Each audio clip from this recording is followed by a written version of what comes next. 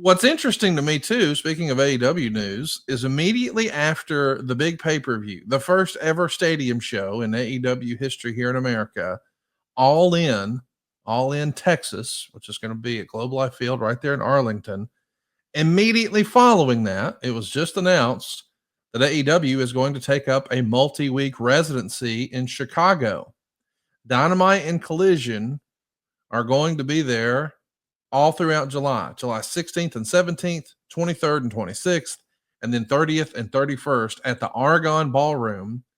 What a beautiful building that is. Tickets went on sale earlier today as you and I are talking at AEWTIX.com. But I love this, man. We've seen the announcement that AEW is going to be doing a residency at the 2300 Arena, which we still commonly refer to as the old ECW Arena. And now the Argonne Ballroom in Chicago. These are hotbeds for wrestling. Philadelphia and Chicago. I think we're going to have beautiful buildings and a hot, rowdy crowd. I like this idea. And it is maybe a derivative of what you did once before when you set up residency in Orlando. Now, of course, you know, over a 52-week period, maybe that's a little different than what we're doing here with these 3-week residencies. But I kind of dig this, and I understand it from a business standpoint. What do you think, Jeff? Well, not just business sense. And look, you know, Conrad, we have shared many times on this show, and there are guys, I'm not kidding you, Conrad, many times I've had the conversation, and a younger guy will say, you mean you wrestled in the Louisville Gardens or plug in the Nashville Sports Arena or the Mid-South Coliseum in Memphis or Evansville? You mean you did that every Monday night in Memphis? Yep. Same building? Yep. Well, y'all had a different crowd. Nope. Matter of fact, most of ringside had standing reservations.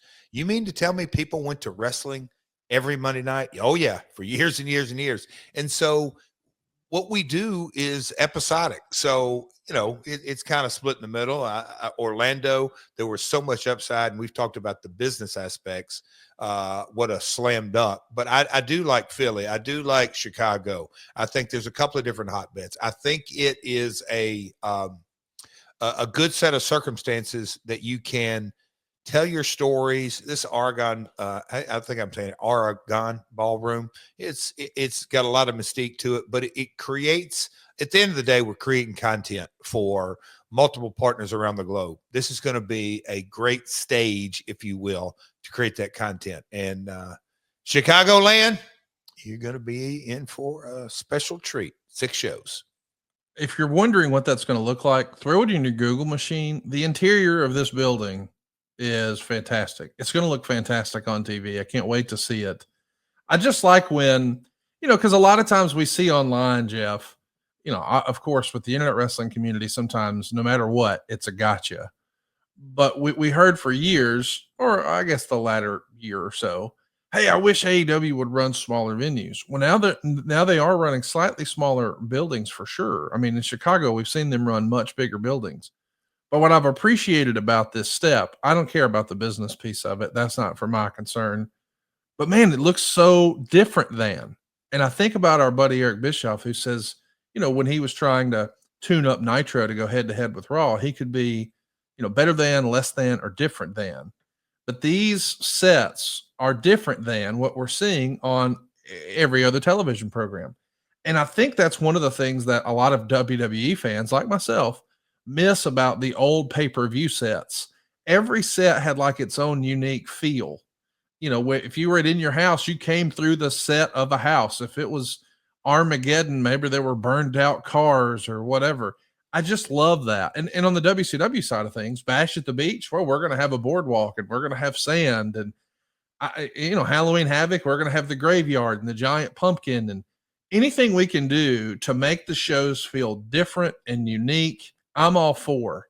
I don't want to see the exact same, because if we're just running major arenas and you're running, you know, digital boards like WWE does, and in years past AEW has, the city doesn't really matter. It's like, okay, it's the exact same look, that consistency. And I kind of like that we're switching it up a little bit now, Jeff. Does that make sense? Well, yeah. And you took one of the thoughts right out of my brain when, you know, the early stages of TNA, when the financing went south.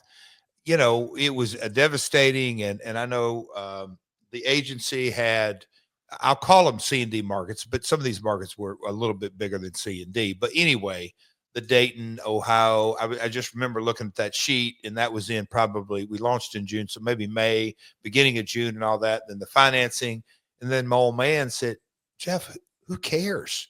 And I said, well, we've got to reel in the sidewalks here quickly. He's like, anyway, so Conrad, we did a 2-year residency at the Nashville Sports Arena.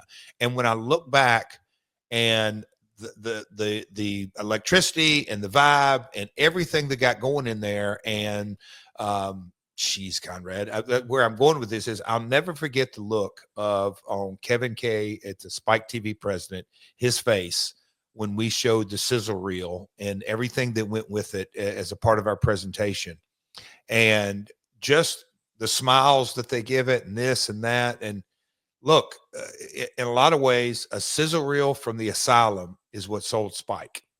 It's just that simple. So,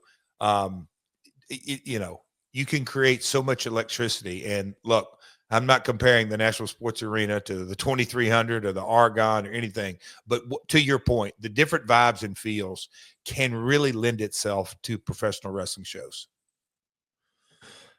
Let's talk about some other news and notes, specifically with AEW. I don't know if you saw this, but early this morning, Darby Allin posted on social media, he reached the summit of Mount Everest, and he managed to not only get there, but he got there with an AEW flag, which I thought was super cool.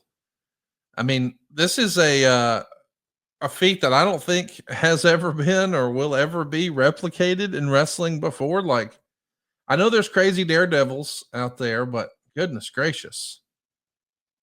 The top of Mount Everest? And I can only guess. I guess there's probably a joke in there. How's he getting down? Maybe a coffin drop? I don't know. Hey, Jeff, what do you think of this? Are you heading up Mount Everest anytime soon? Are you next? I was about to ask you, is that on your bucket list? Nope. No, it's not? No, sir.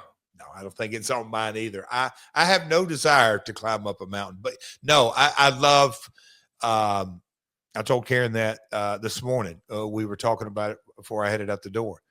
You just got to admire somebody with that kind of passion. As crazy as it may sound, what's Darby, late 20s, something, early 30s? I don't know the exact age, but he's at a place in life. And I guess, why'd he do that? And Darby's response might be, well, why not? I literally very impressed with the will to go do that and accomplish it. So when I saw the list of his team and when I saw Sherpa, like, he went all in, pardon the pun, but man, the pro's pro, and he did it. And seriously, congrats, huge congrats. Yeah, that's a memory for a lifetime for sure. Well, maybe you're ready to get off the hamster wheel. The Federal Reserve data is showing that the share of accounts making only minimum payments has now climbed above 11% as of the first quarter of this year. Damn. That's the highest level since they started recording and tracking this data back in 2012.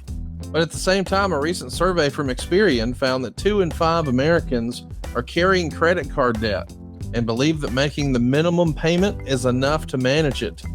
But like millions of Americans, are you too struggling with high interest rate credit card debt? You feel stuck just making those minimum monthly payments? Well, you've heard me say time and time again, your home is still worth more than likely what you paid for it. So instead of carrying all that high interest rate debt month to month, why not use the equity in your home instead? Just take a look at Andy, my buddy up in Appleton, Wisconsin. He had some medical issues that forced him and his family to take on a lot of credit card debt. But we hooked him up at SaveWithConrad.com. We helped him take advantage of the equity he had in his home. He paid off that debt, and he's going to save more than $1,000 a month. But how much can you save? Let my team run the numbers for you today for free, just like we did for Andy. There's no cost and no obligation, and if we can't help you save some cash, we won't waste your time. It costs nothing to look, as our pal JR says. And when you work with the team at SaveWithConrad.com, you can also expect our year 3 guarantee. Experts agree that interest rates are set to fall within the next few years, but we have an exclusive 3-year guarantee that allows you to refinance in the next 3 years at any time with no lender fees. So you lock in a better rate, reduce your monthly payments today, but you don't waste money with a whole nother set of closing costs later. The best time to start saving money is today. Well, actually, it was yesterday, but today is the next best opportunity. So why not access some of that newfound equity in your house? Turn your house into your dream home with no money out of pocket. If you've got some honey-do renovations you'd like to do, maybe you've always wanted to upgrade your kitchens or bathrooms, you've got the equity in your house to do that too. No matter what you're looking for, we can help at savewithconrad.com. Find out how easy it is to get started. And just so you know, you don't need perfect credit. So even if you've had some problems, we don't say no, we say not yet, but here's how. We want to get you on a path to making those financial goals a reality at savewithconrad.com. Why not let my family help your family save some cash at savewithconrad.com? NMLS number 2129, equal housing lender, savewithconrad.com.